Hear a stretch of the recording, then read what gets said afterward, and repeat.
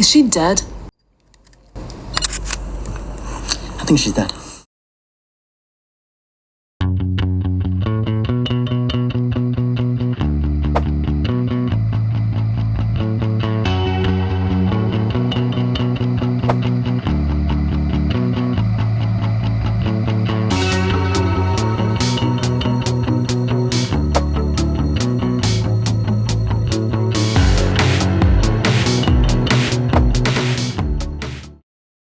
Dulu kau bersumpah dengan penuh haru.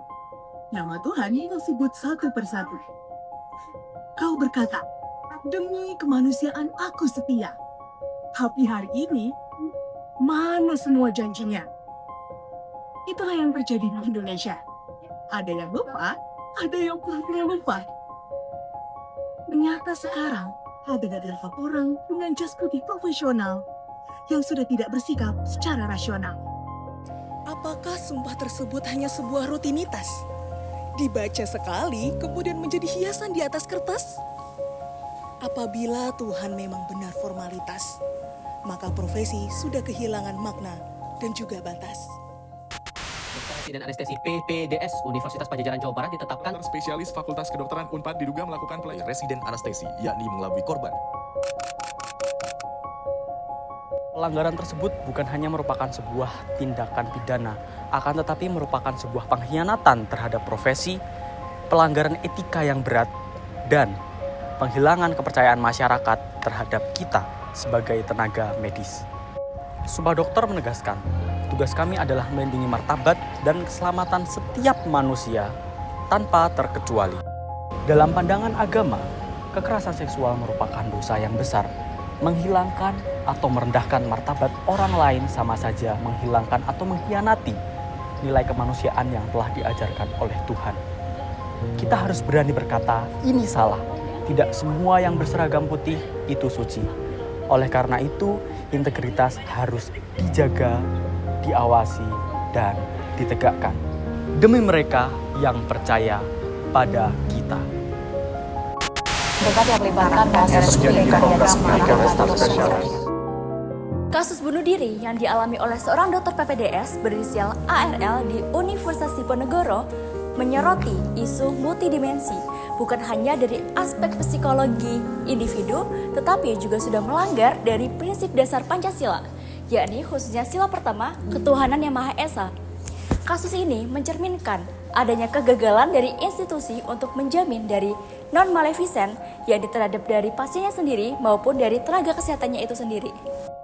Dalam etika kedokteran mengajarkan bahwa setiap dokter harus dihargai sebagai manusia secara utuh, yakni memiliki hak atas kesehatan, kesejahteraan jiwa, dan juga keselamatan kerja. Ketika lingkungan kerja dan juga pendidikan menyebabkan kondisi yang berbahaya secara emosional maupun mental, maka hal ini sudah tentunya menjadi pelanggaran yang serius terhadap etika profesional. Pancasila yang kita agung-agungkan bukan hanya sebagai menjadi sebuah semboyan bangsa yang hanya dipajang di dinding saja. Sila pertama hadir sebagai sebuah seruan agar kita dapat hidup untuk saling mengasihi dan memandang manusia sebagai makhluk Tuhan yang harus dilindungi dan juga harus dijaga. Kandungan Syafri Firdaus ditetapkan sebagai tersangka pelecehan seksual seorang.